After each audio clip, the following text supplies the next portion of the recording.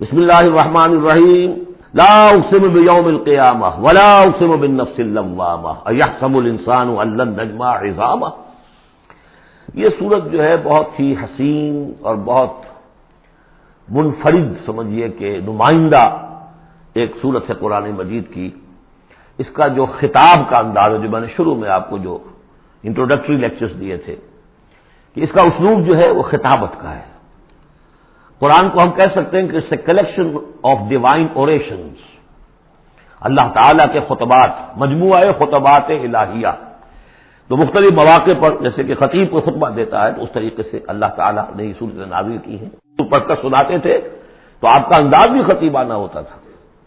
حدیث میں آتا ہے کہ جب آپ خطبہ دیتے تھے تو آپ کی آواز بلند ہو جاتی تھی، اعلیٰ صوتہ احمرت عیناہ، آنکھیں سرخ ہو جاتی تھی، اور آپ اس طریقے سے خطبہ دیتے تھے جیسے کہ کوئی سپہ سالار اپنے فوجیوں کو للکار رہا ہے، بڑھا رہا ہے کہ لڑو اور آگے بڑھو، یہ انداز ہوتا تھا۔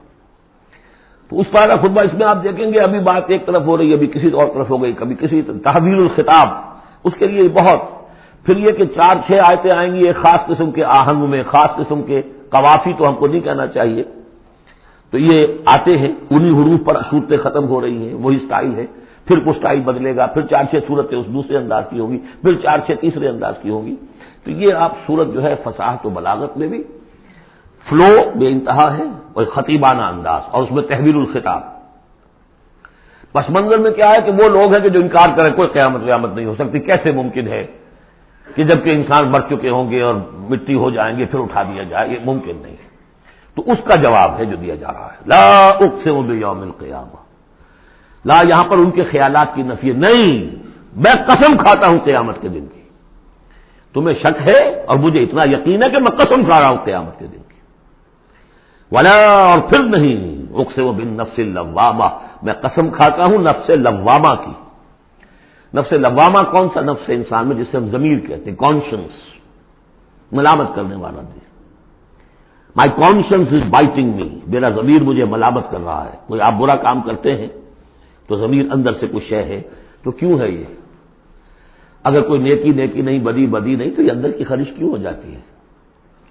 اور اگر یہ نیکی ہے اور بدی ہے تو کوئی اس کا نتیجہ نکلنا چاہیے کہ نہیں؟ یعنی پہلی آیت جو ہے وہ تو اسی طرح کی ہے جیسے سورہ تغابن میں ہم نے پڑھا تھا، قل بلا وربی لتبعثن ثم لتنبؤن بما عملتم، اس میں دلیل کوئی نہیں ہے، اذعان ہے، ایک شخص اپنے یقین کو دلیل کے طور پر پیش کر رہا ہے، اور یہ اس پر سارا دار و مدار ہے۔ کون شخص ہے؟ ایسا شخص کہ جس سے کبھی کوئی جھوٹ کا تجربہ کسی کو نہیں ہوا، وہ کہہ رہا ہے۔ سیرت و کردار جو ہے محمد رسول اللہ کی، وہ گویا کہ دلیل کی حیثیت رکھتی ہے اس قول کے پیچھے۔ لا اقسم بیوم القیامہ ولا اقسم بالنفس اللوامہ، یہ تمہارے اندر موجود ہے قیامت کی دلیل، تمہارا ضمیر، تمہارا کانشنس۔ ایحسب الانسان ان لن نجمع عظامہ، کیا انسان یہ گمان کرتا ہے ہم اس کی ہڈیاں جمع نہیں کر سکیں گے؟ بلا قادرین، کیوں نہیں، ہم پوری طرح قادر ہیں، علی ان نسوی بنانا، یہاں کننا محذوف سمجھنا چاہیے، بلا کننا قادرین علی ان نسوی بنانا، ہم اس کی ایک ایک پور کو برابر کر دیں گے۔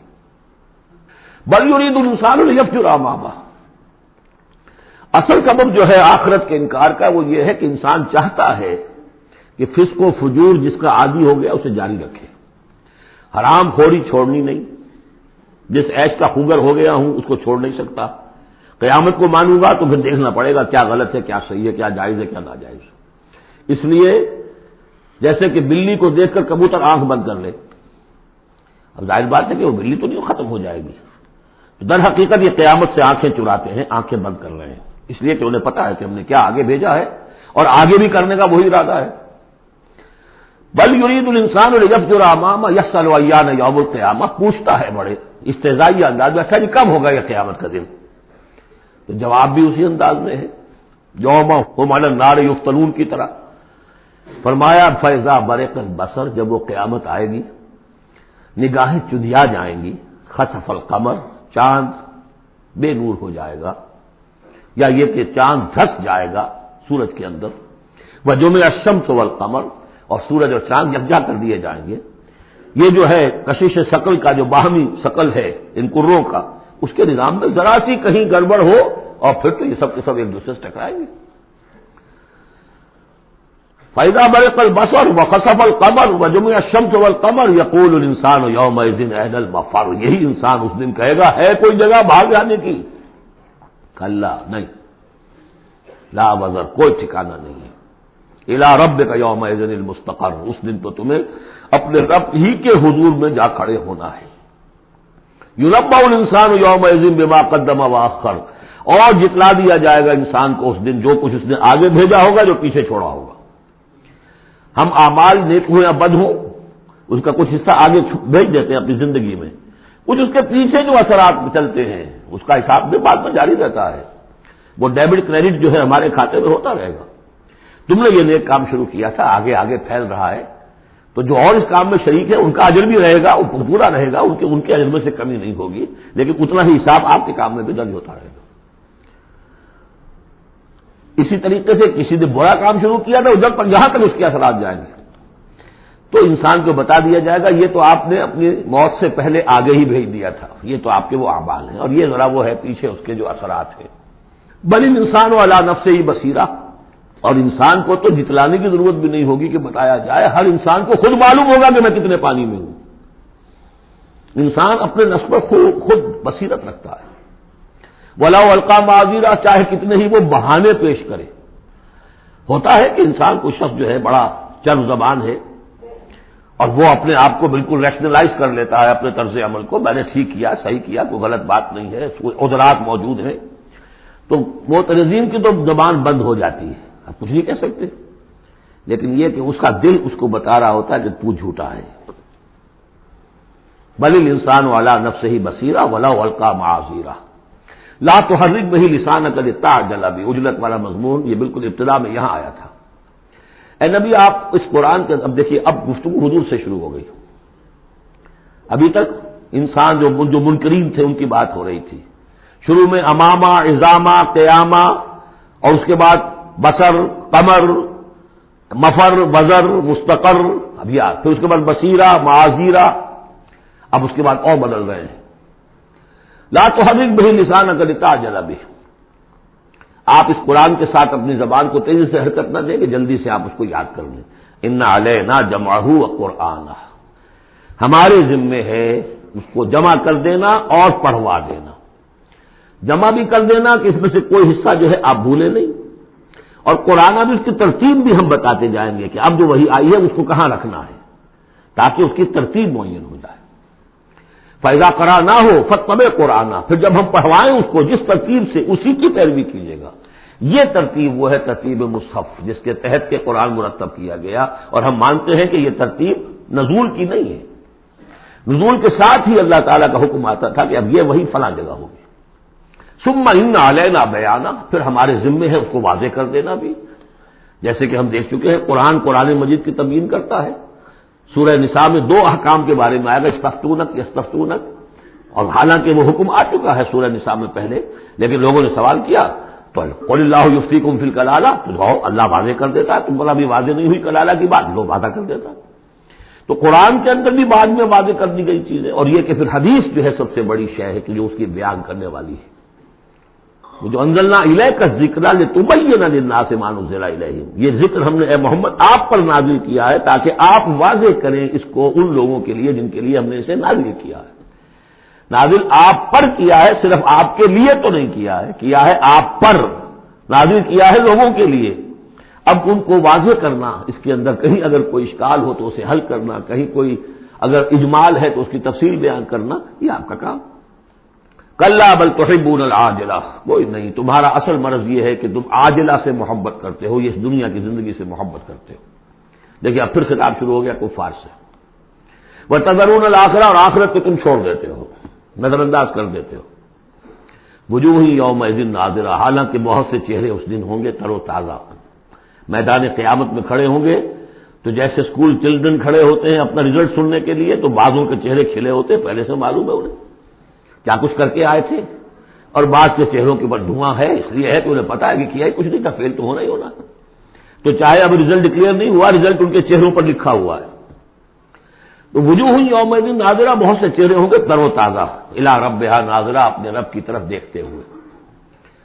اس میں بعض لوگوں نے یہ کہا ہے کہ ناظرہ سے مراد ہے انتظار کر رہے ہوں گے اپنے رب کی رحمت کا، اس لیے کہ رویت باری تعالیٰ جو ہے وہ تو ممکن نہیں ہے کہ میدان حشر میں ہو جائے، لیکن میرے نزدیک انہی حضرات کی رائے زیادہ صائب ہے جو سمجھتے ہیں کہ رویت ہوگی اہل ایمان کو عین میدان حشر میں بھی ایک درجے کی رویت باری تعالیٰ سے مشرف کیا جائے گا۔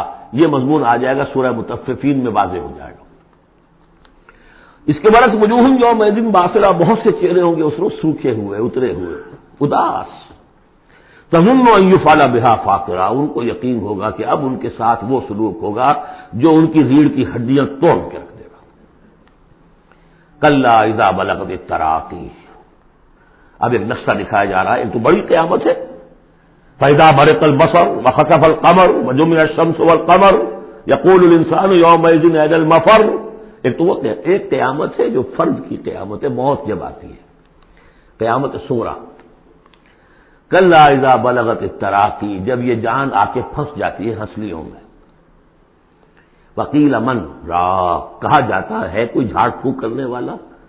بڑے بڑے ریشنلسٹ بھی اس مرحلے پر آ کر، بابا ڈاکٹروں نے جواب دے دیا، حکیموں نے جواب دے دیا، چلو کوئی تعویذ گنڈا کچھ ہو کہیں سے، کوئی جھاڑ پھونک کوئی تو ہو، کسی طریقے سے ہو، تو آخری درجے میں ان کو بھی انسان چیخ پکار کر لیتا ہے کہ لبن راق، ہے کوئی جھاڑ پھونک کرنے والا۔ وظن انہ الفراق، اور گمان ہو گیا اس کو کہ اب تو فراق ہے، جانا ہے، یہ گھر بھی چھوڑنا ہے جو بڑے چاؤ سے بنایا تھا، اور یہ آل اولاد کو بھی چھوڑ کر جانا ہے۔ والتفت الساق بالساق، اور وہ جو جان کندنی کا عالم ہوتا ہے تو پنڈلی پنڈلی سے لپٹ رہی ہے، جان نکلنی شروع ہوتی ہے جسم کے نچلے حصے سے۔ الی ربک یومئذ المساق، اس دن تو تمہیں اپنے رب ہی کی طرف دھکیلے جانا ہے۔ پھر بدل گئے قوافی، فلا صدق ولا صلی، تو نہ اس نے تصدیق کی نہ نماز پڑھی، ولکن کذب وتولی، بلکہ جھٹلا دیا اور پیٹھ موڑ لی۔ تصویر لفظی ہے جو نقشہ اس وقت ہوتا تھا۔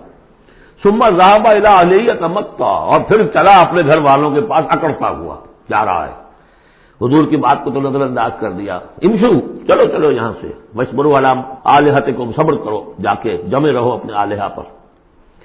ذهب الى اهله يتمطى اولى لك فاولى ثم اولى لك فاولى، افسوس ہے تجھ پر اور افسوس ہے تجھ پر اور پھر افسوس ہے تجھ پر اور پھر افسوس ہے تجھ پر۔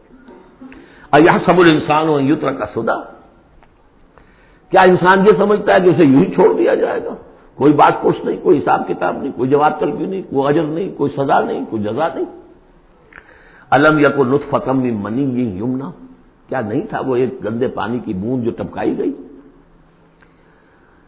ثم کان علقا، پھر وہ ایک جوب کے مانند تھا کہ جو رحم مادر کی دیوار کے ساتھ چمٹی ہوئی تھی، علقۃ فخلق فسوی، پھر اسی کو اس نے بنایا، اسی میں نقش و نگار بنا دیے، اسی میں آنکھیں آ گئیں، اسی میں کان آ گئے، اسی میں کیا کیا بنایا۔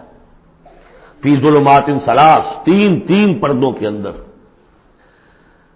فجعل منہ الزوجین، اسی سے بنا دیے، کسی کو نر، کسی کو مادہ، کسی کو مؤنث، کسی کو مذکر۔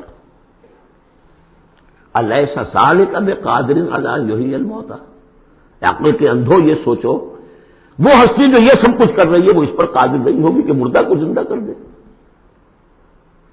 جو تمہارا مشاہدہ ہے گندے پانی کی ایک بوند سے، افلاطون بھی اسی سے آ گیا، اور بقراط بھی، اور سقراط بھی، اور ظاہر بات ہے انبیاء بھی وہیں سے آئے ہیں، کہاں سے آئے ہیں؟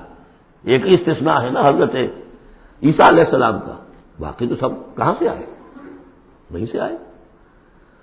سارے اولیاء اللہ کہاں سے آئے؟ وہیں سے آئے۔ گندے پانی کی بوند، اس سے کیا کچھ وہ بناتا ہے؟ تو تمہارا یہ خیال ہے کہ وہ مردہ کو زندہ نہیں کر سکے گا، اتنا عاجز ہو گیا۔ فعینا بالخلق الاول بل ہم فی لبس فی الخلق بالخلق الجدید۔ اس کے بعد جیسا کہ یہ سوال ہے، بلا، کیوں نہیں؟